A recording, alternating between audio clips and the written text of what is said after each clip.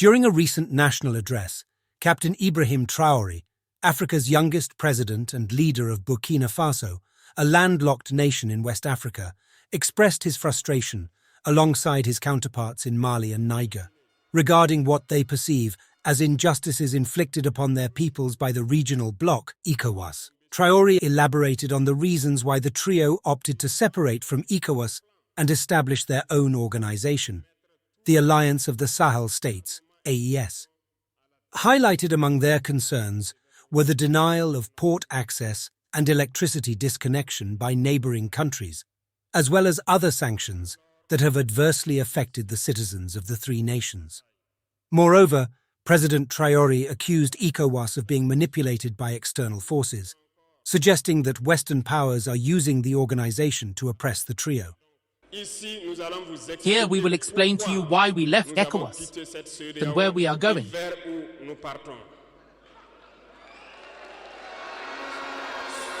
Remember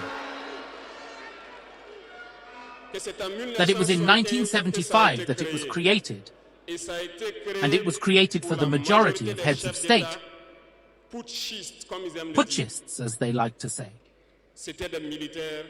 It was the military who took power and took responsibility for creating ECOWAS, so that there was a real economic boom of peoples inside this space.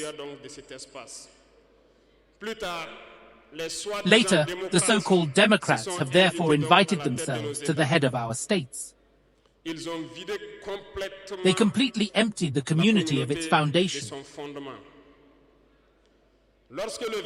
When on July 26th, Niger decided to take its destiny into its own hands, we were surprised to see ECOWAS appear from I don't know where with a force on standby. Where was this force when thousands and thousands of Nigerians were killed by terrorists? Where was this force when thousands of Malians and Burkinabe would die under the bullets of terrorists? They said that by force they were going to dislodge the valiant sons of Niger who took the destiny of the country into their own hands. Do you think that these are women who are in Niger? There are fighters there. Nigerian army are warriors. They have been fighting for years. It's not an army of parades or a peacekeeping army. And the armies of ECOWAS decided to unite. We are waiting for this force.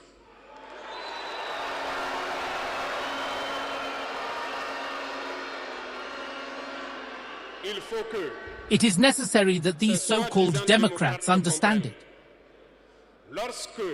When thousands of Nigerians died in their hospital beds due to lack of electricity or lack of medication, it's a crime. They are responsible for these sanctions. They are responsible for these deaths. The same thing is happening in Mali. With Burkina, we have indirect sanctions.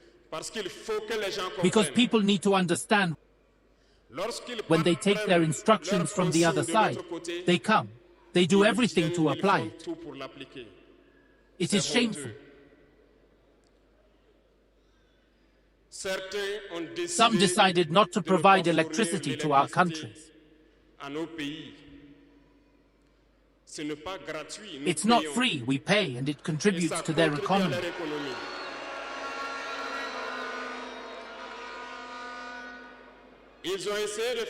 They tried to make Mali suffer, and of course by ignoring all the texts and no longer giving electricity to Mali, hoping that the population would revolt. It did not work.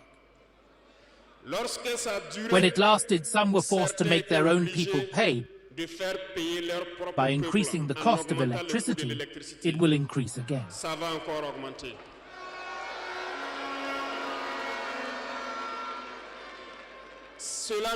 This gives us several lessons. Several lessons in the sense that the independence we take, the sovereignty we take, we must do everything to ensure that it be. They gave us very good lessons and we understood very well.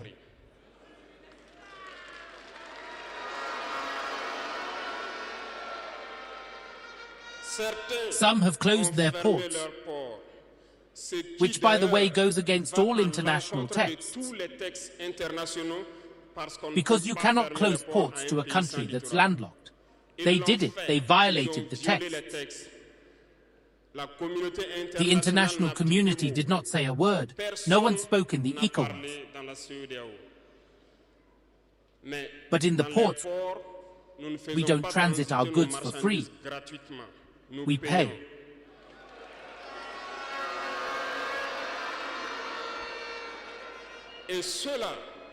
And those who do it today collect the broken pots.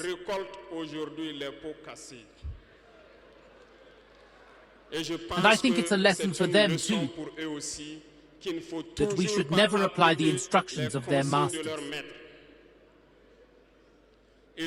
They must understand it forever. ECOWAS has never made a press release to congratulate a victory of our armies.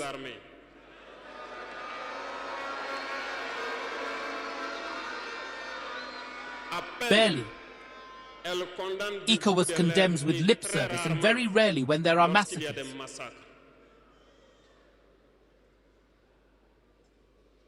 Where is this ECOWAS of peoples? In short, we can't enumerate all the harm that was done to our people.